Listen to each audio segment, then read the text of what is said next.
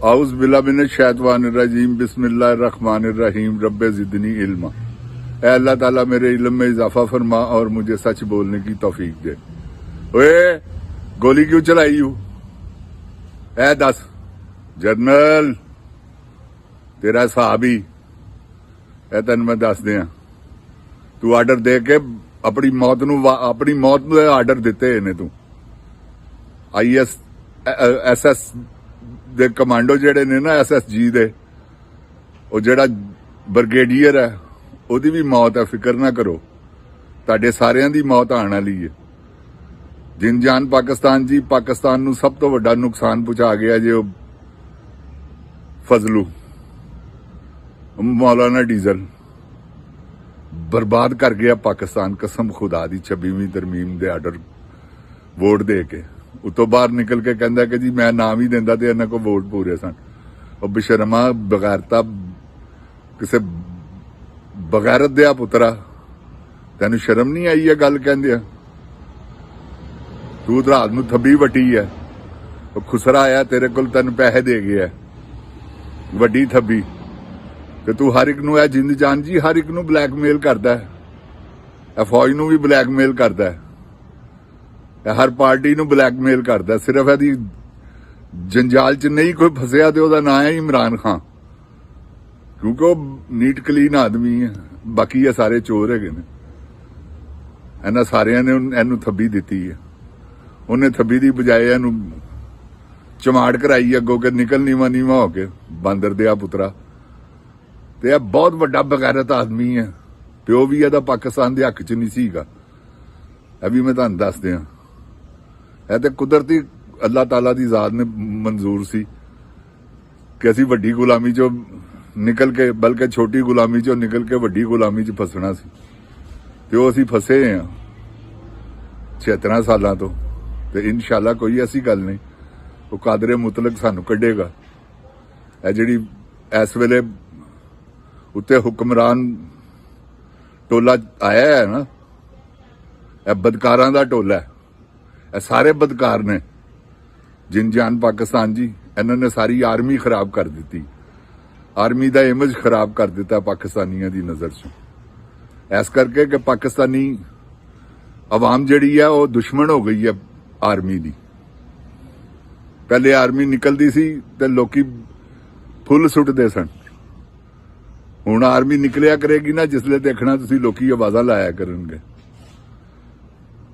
ਇਹਨਾਂ ਨੇ ਐਡੇ ਵੱਡੇ ਜ਼ੁਲਮ ਕਰ ਦਿੱਤੇ ਨੇ ਕੀਤੇ। ਜਰਨੈਲਾਂ ਨੇ ਪੈ ਆਰਮੀ ਤੇ ਗਏ ਨੇ, ਕਿਉਂਕਿ ਉਹ ਵੀ ਵਿਚਾਰੇ ਕੀ ਕਰਨ, ਆਰਡਰ ਦੇ ਮੁਤਾਜ ਨੇ।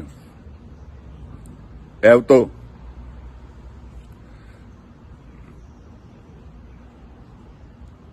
ਆਰਡਰ ਕਰ ਦਿੰਦੇ ਨੇ ਉਹਨਾਂ ਨੂੰ, ਉਹ ਵਿਚਾਰੇ ਮਜਬੂਰ ਨੇ। ਬਾਕੀ ਉਹਨਾਂ ਦੀ ਵੀ ਕਿਹੜੀ ਮਜਬੂਰੀ ਹੈ ਲਾਨਤ ਭੇਜਣ ਇਹੋ ਜੀ ਨੌਕਰੀ ਤੇ, ਆਪਣੇ ਭਰਾਵਾਂ ਨੂੰ ਮਰਵਾਣਾ ਪਵੇ, ਮਾਰਨਾ ਪਵੇ। ਤੁਸੀਂ ਵੀ ਕੋਈ ਹਯਾ ਕਰੋ। ਪੰਜਾਬ ਪੁਲਿਸ ਦੇ ਸ਼ੇਰੋ, ਗਿੱਦੜ ਨਾ ਬਣੋ। ਐਵੇਂ ਲੋਕਾਂ ਦੇ ਘਰਾਂ 'ਚ ਵੜ ਜਾਂਦੇ ਹੋ। ਬਸ ਕਰੋ। ਇਹ ਤੁਹਾਨੂੰ ਆਰਡਰ ਦਿੰਦੇ ਨੇ, ਚੁੱਪ ਕਰਕੇ ਆਰਾਮ ਨਾਲ ਆਰਡਰ ਨਾ ਬਰਦਾਸ਼ਤ ਕਰੋ। ਜਿਨ ਜਾਨ ਪਾਕਿਸਤਾਨ ਜੀ, ਇਹਨਾਂ ਨੂੰ ਸ਼ਰਮ ਹੀ ਨਹੀਂ ਆਉਂਦੀ। ਤੇ ਪਾਕਿਸਤਾਨ ਦਾ ਖਿਆਲ ਕਰੋ। ਪਾਕਿਸਤਾਨੀ ਆਵਾਮ ਤੁਹਾਡੀ ਆਪਣੀ ਆਵਾਮ ਹੈ, ਕੋਈ ਪਿੰਡੋਂ ਉੱਠ ਕੇ ਨਹੀਂ ਆਏ। ਤੇ ਜਿਨ ਜਾਨ ਪਾਕਿਸਤਾਨ ਜੀ, ਇਨਸ਼ਾਅੱਲਾ ਇਹਨਾਂ ਨੂੰ ਅਹਿਸਾਸ ਹੋਏਗਾ, ਅਸੀਂ ਦੁਆਵਾਂਗੇ ਅੱਲਾਹ ਤਾਲਾ ਦੀ ਮਿਹਰਬਾਨੀ ਨਾਲ। ਤੇ ਅਗਰ ਜੇ ਇਹਨਾਂ ਨੂੰ ਅਹਿਸਾਸ ਨਾ ਹੋਇਆ ਤੇ ਫਿਰ ਕੋਈ ਗੱਲ ਨਹੀਂ, ਚੱਲ ਸੋ ਚੱਲ। ਜਿਸਲੇ ਖਾਨਾ ਜੰਗੀ ਹੋਈ, ਕਿਉਂਕਿ ਇਸਾਰ ਤੇ ਬਣ ਗਏ ਨੇ, ਲੋਕਾਂ ਨੇ ਇਹਨਾਂ ਦੇ ਘਰਾਂ ਨੂੰ ਸਾੜ ਦੇਣਾ। ਇਹ ਮੇਰੀ ਗੱਲ ਯਾਦ ਰੱਖਣਾ। ਜਿਹੜੇ ਰਿਟਾਇਰ ਹੋਏ ਨੇ ਉਹਨਾਂ ਨੂੰ ਵੀ ਬਾਹਰ ਕੱਢ ਲੈਣਾ। ਤੇ ਤੁਸੀਂ ਬਚੋ, ਆਪਣੇ ਭੈਣਾਂ ਭਰਾਵਾਂ ਦੇ ਮਾਂ-ਬਾਪ ਦੇ ਦੁਸ਼ਮਣ ਨਾ ਬਣੋ। ਮਤ ਕਰੋ ਇਹਨਾਂ ਦੇ ਆਰਡਰ, ਮਤ ਮੰਨੋ। ਜੇ ਦਿੰਦੇ ਨੇ ਤੇ ਕੇਸ ਵੱਟ ਜਾਓ। ਇਹ ਹੁਣ ਆ ਰਹੇ ਨੇ ਨਾ ਬਾਹਰੋਂ, ਤੁਹਾਡਾ ਕੰਮ ਨਹੀਂ ਹੈਗਾ ਕਿ ਤੁਸੀਂ ਉਹਨਾਂ ਤੇ ਗੋਲੀਆਂ ਚਲਾਓ ਤੇ ਉਹਨਾਂ ਤੇ ਸ਼ੈਲ ਚਲਾਓ, ਆਂਸੂ ਗੈਸ ਚਲਾਓ, ਡੰਡੇ ਬਰਸਾਓ।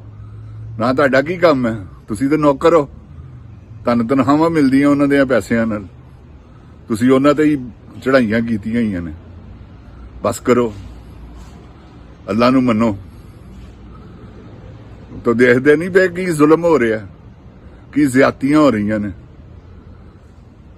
ਤੇ ਜੇ ਤੁਸੀਂ ਕੱਲ ਫੇਰ ਇਹੋ ਜਿਹਾ ਕੰਮ ਕੀਤਾ ਤੇ ਅੱਗੋਂ ਮੁਸਲਸਲ ਹੋਣਾ ਕਿਉਂਕਿ ਹੁਣ ਰੈਲੀਆਂ ਤੇ ਨਿਕਲਣੀਆਂ। ਤੁਹਾਡਾ ਕੰਮ ਹੈਗਾ ਆਰਾਮ ਨਾਲ ਅਮਨ ਸਕੂਨ, ਤੇ ਉਹ ਵੀ ਅਮਨ ਸਕੂਨ ਵਾਲੇ ਬੰਦੇ ਨੇ। ਉਹਨਾਂ ਨੇ ਕੋਈ ਗੋਲੀਆਂ ਨਹੀਂ ਚਲਾਣੀਆਂ, ਕੋਈ ਕੁਛ ਨਹੀਂ, ਰੋੜੇ ਨਹੀਂ ਮਾਰਨੇ, ਕੋਈ ਇੱਟਾਂ ਨਹੀਂ ਮਾਰਨੀਆਂ, ਕੋਈ ਉਹਨਾਂ ਨੇ ਤੋੜ ਪੋੜ ਨਹੀਂ ਕਰਨੀ। ਤੇ ਅਮਨ ਪੁਰਅਮਨ ਇhtਜਾਜ ਕਰਨਾ ਉਹਨਾਂ ਨੂੰ ਕਰਨ ਦਿਓ, ਉਹਨਾਂ ਦਾ ਹੱਕ ਹੈਗਾ। ਤੇ ਉਹਨਾਂ ਦਾ ਹੱਕ ਉਹਨਾਂ ਕੋਲੋਂ ਮਤ ਖੋਵੋ। ਤੇ ਤੁਹਾਨੂੰ ਇਹ ਗੁਜ਼ਾਰਿਸ਼ ਕਰ ਰਿਹਾ ਮੈਂ ਕਿ ਬਚੋ, ਆਉਣ ਵਾਲਾ ਵਕਤ ਬੜਾ ਖਰਾਬ ਆ ਰਿਹਾ ਜੇ। ਅਗਰ ਤੁਸੀਂ ਇਸ ਗੱਲ ਦੀ ਪਰਵਾਹ ਨਾ ਕੀਤੀ ਤੇ ਤੁਸੀਂ ਪਛਤਾਓਗੇ। ਇਹ ਮੈਂ ਤੁਹਾਨੂੰ ਦੱਸ ਦਿਆਂ। ਅੱਜ ਜਿੰਦ ਜਾਨ ਪਾਕਿਸਤਾਨ ਜੀ, ਮੇਰੀ ਗੱਲ ਯਾਦ ਰੱਖਣਾ, 4 ਅਗਸਤ ਹੈਗਾ ਜੇ। ਮੈਂ ਤੁਹਾਨੂੰ ਹਕੀਕਤ ਕਹਿ ਰਿਹਾ, ਕਿਉਂਕਿ ਲਾਵਾ ਬਲਬ ਐਂਡ ਹੋ ਗਿਆ ਹੈ। ਜਵਾਲਾਮੁਖੀ ਫਟਣ ਵਾਲਾ ਜੇ, ਤੇ ਜਿਸਲੇ ਉਹ ਫਟਿਆ ਤੇ ਤੋਬਾ ਇਸਤਗਫਾਰ, ਫਿਰ ਤੁਹਾਨੂੰ ਪਤਾ ਉਹਦੀਆਂ ਚਿੰਗਾਰੀਆਂ ਕਿੱਥੋਂ ਕਿੱਥੋਂ ਤੱਕ ਜਾਂਦੀਆਂ।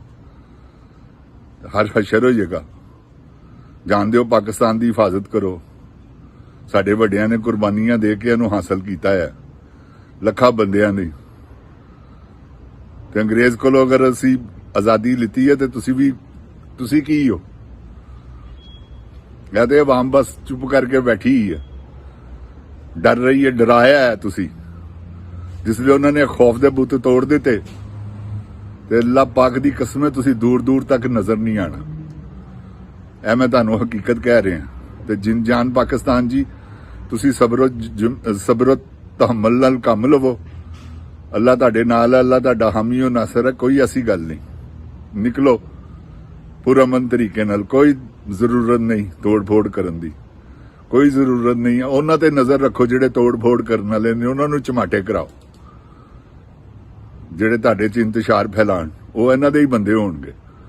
ਜਿਸ ਤਰ੍ਹਾਂ ਕਿ 9 ਮਈ ਇਸ ਤਰ੍ਹਾਂ ਹੀ ਇਹਨਾਂ ਨੇ ਕੀਤਾ ਹੈ। ਕਿਹੜੀ 9 ਮਈ? ਲਾ ਇਲਾਹਾ ਇल्लल्लाह ਮੁਹੰਮਦ ਰਸੂਲullah ਇਹਨਾਂ ਨੇ ਆਪ ਕੀਤਾ ਹੈ। ਮੈਂ ਕਲਮਾ ਪੜ੍ਹ ਰਿਹਾ, ਕਿਉਂਕਿ ਇਹਨਾਂ ਨੇ ਜਵਾਜ਼ ਬਣਾਇਆ ਕਿ ਇਹਨਾਂ ਨੂੰ ਕਿਸ ਤਰ੍ਹਾਂ ਕਾਬੂ ਕਰੀਏ। 10-10 ਸਾਲ ਕੈਦ, ਸਜ਼ਾਏ ਮੌਤਾਂ। ਉਹ ਤੁਹਾਡਾ ਖਾਨਾ ਖਰਾਬ ਭਰਦੇ ਹੋ ਪੁੱਤਰੋ। ਕੀ ਹੋ ਗਿਆ? ਦੁਬਾਰਾ ਸ਼ਹੀਦ ਕਰ ਦਿੱਤਾ ਉਹਨਾਂ ਨੂੰ, ਜਿਹੜੇ ਸ਼ਹੀਦ ਸਨ। ਵੈਸੇ ਵੀ ਮੁਜਸਮੇ ਬਣਾਣੇ ਗੁਨਾਹ ਹੈ ਇਸਲਾਮ ਦੇ ਵਿੱਚ। ਅਬ ਖੁਦ ਅੱਗ ਲਾ ਦੇਣੀ ਚਾਹੀਦੀ, ਤੋੜ ਦੇਣੇ ਚਾਹੀਦੇ ਨੇ। ਇਹੀ ਬੁੱਤ ਤੇ ਤੋੜੇ ਸਨ ਹਜ਼ੂਰ ਪਾਕ ਸੱਲੱਲਾਹੁ ਅਲੈਹਿ ਵਸੱਲਮ ਨੇ ਖਾਨੇ ਕਾਬੇ ਚ ਵੜ ਕੇ। ਹੋਰ ਕਿਹੜੇ ਬੁੱਤ ਸਨ? ਤੇ ਤੁਸੀਂ ਕੁਛ ਸ਼ਰਮੋ ਹਯਾ ਕਰੋ, ਹਯਾ ਦਾ ਦਾਰੂ ਪੀਓ। ਐਵੇਂ 9 ਮਈ ਲਾਈ ਜੇ। ਕਿਹੜੀ 9 ਮਈ ਹੈ? ਕੋਈ 9 ਮਈ ਨਹੀਂ। ਆਪਣੇ ਕੋਲੋਂ ਤੁਸੀਂ ਇਹ ਸਾਰਾ ਡਰਾਮੇ ਬਣਾਏ ਨੇ। ਅੱਜ ਜੁਡੀਸ਼ਨਲ ਇਨਕੁਆਰੀ ਹੋਵੇ, ਤੁਹਾਡੇ ਸਾਰਿਆਂ ਦੇ ਨਾਮ ਸਭ ਤੋਂ ਪਹਿਲੇ ਖਚ ਕਵੀਨ ਲੋਫਰ, ਉਹਦਾ, ਮੋਹਸਨ ਨਕਵੀ ਦਾ, ਅਤਾ ਤਾਰੜ ਦਾ, ख्वाजा आसफ ਦਾ, ਰਾਣਾ ਸਨਾਉल्ला ਦਾ, ਆਸਮ ਮੁਨੀਰ ਦਾ, ਫਿਰ ਇਹ ਬੱਦ ਦਾ ਪੁੱਤਰ ਝੂਠਾ ਫੀਲਡ ਮਾਰਸ਼ਲ, ਇਹਦਾ, ਇਹ ਤੁਹਾਡੇ ਸਾਰਿਆਂ ਦੇ ਨਾਂ ਆਣੇ ਜੇ। ਤੇ ਤੁਹਾਨੂੰ ਸਾਰਿਆਂ ਨੂੰ ਰਸਤਾ ਨਹੀਂ ਲੱਭਣਾ ਨਸਣ ਵਾਸਤੇ।